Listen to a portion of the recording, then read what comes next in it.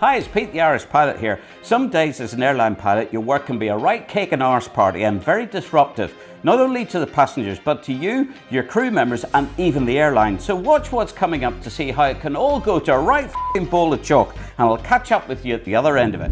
Now this is the story of Cathay A350, which is an Airbus 350K from Toronto bound for Hong Kong. It departs at midnight 30 and this was on the 2nd of January. Heading north over the frozen wastelands directly towards the North Pole, it became obvious over the iceberg-filled seas that there was a passenger on board that required urgent medical attention. In conjunction with headquarters in Hong Kong, the captain and the crew decided to initiate a medical diversion to Keflavik in Iceland, where the passenger was offloaded to get that attention they so much needed. But that threw up all sorts of logistical problems, the least of which was accommodation, and the most important of which was visas and flight time limitations.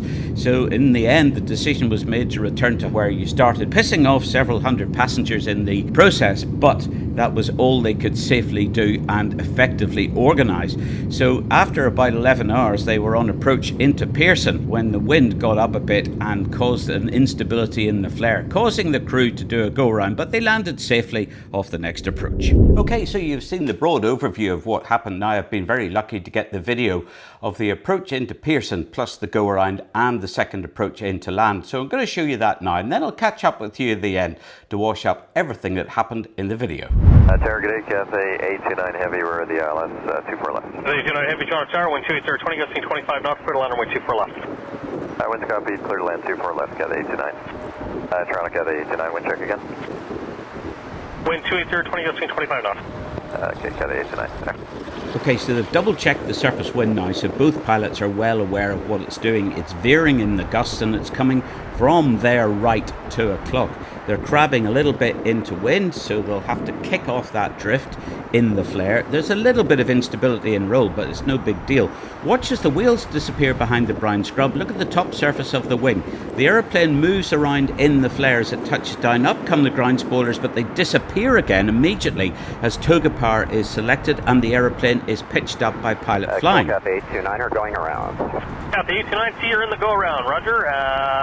Heading, maintain runway heading, climb to 3,000, and you require any assistance? Runway heading 3,000 negative, it was a last minute gust in the flare. Roger.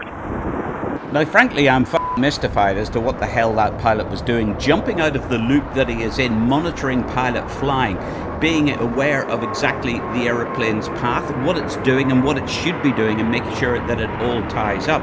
Instead of going for priority 1, which is aviate, he went for priority 3, namely communicate. What the was the point in getting on the radio to tell an air traffic controller who could see you going around that you were on the radio? That beats the shit out of me and needs a robust debrief. Anyway, here they are. They've come around the radar pattern with Toronto radar and they're on final approach again. This time to land on runway 24 left rather than 24 right. Whose choice that was, I don't know, but it doesn't matter a damn. The fact is that they're fully configured, stabilised and cleared to land, and they have already had one go at this wind. So forewarned is forearmed and experience is everything.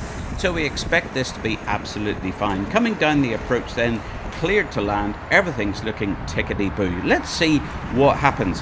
Meantime, just imagine what it's like in the cabin as all those punters are thinking, for f***'s sake, are we ever going to get to Hong Kong, having left this place almost 11 hours ago? Well, the autopilot is now out, I bet you, and the wings are rolling a little bit. It is that modicum of instability. That's to be expected in a turbulent, gusty, veering and backing wind. And pilot flying has it in the groove and on the way down here. So let's watch. Do they kick off that crab in the flare? That would be the pièce de résistance if they do. And there it comes. Off it comes in the flare. Hallelujah. Somebody doing it correctly.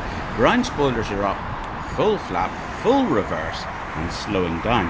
The last thing, and one of the most important things, is that we're landing on a parallel runway. 24 right, to the right of this aircraft, as they see it, is active, and so they will leave the flaps out, the spoilers up, the engines will be in idle reverse, and then they'll go to normal idle. And they will then look left and right like crossing the road before they enter to cross onto the ramp. That's the instruction they're given, to cross runway 24 right. This is an imperative that they have all eyes out onto that other runway to make sure that there is no flight safety hazard whatsoever. So that is the story of Cathay A350 on the 2nd of January. So there you go. There are days where it can all go rightly Pete Tong. That was for a medical diversion, and the number one aim is obviously to preserve and save life. People were 2 days and 6 hours late to get to destination, but they did get there in the end. But all the while, safety is the number one priority. Thanks for watching. Look forward to seeing you next time. Thanks for tuning in.